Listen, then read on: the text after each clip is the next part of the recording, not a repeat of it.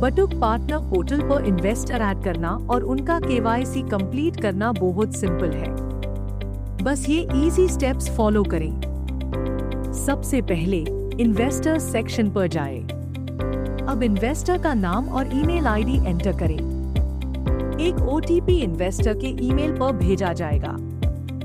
OTP enter करें और verify पर क्लिक करें। उसके बाद इन्वेस्टर का फोन नंबर ऐड करें। इन्वेस्टर सक्सेसफुली ऐड हो चुका है। इन्वेस्टर का केवाईसी कंप्लीट करने के लिए इन्वेस्टर सेक्शन पर जाए और जिस इन्वेस्टर का केवाईसी करना है उसको सिलेक्ट करें। अब पैन नंबर एंटर करें जो इप्रोटियन के थ्रू वेरीफाई किया जाएगा। फिर डेट ऑफ बर्थ और एड्रेस एंटर करें।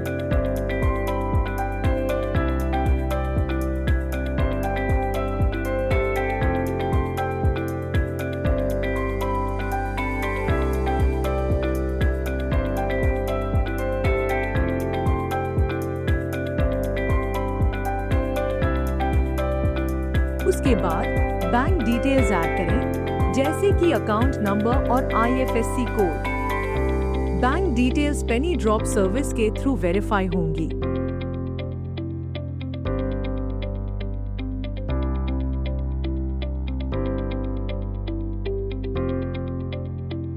लास्ट स्टेप, अपडेट पर क्लिक करें ताकि केवाईसी कंप्लीट हो सके।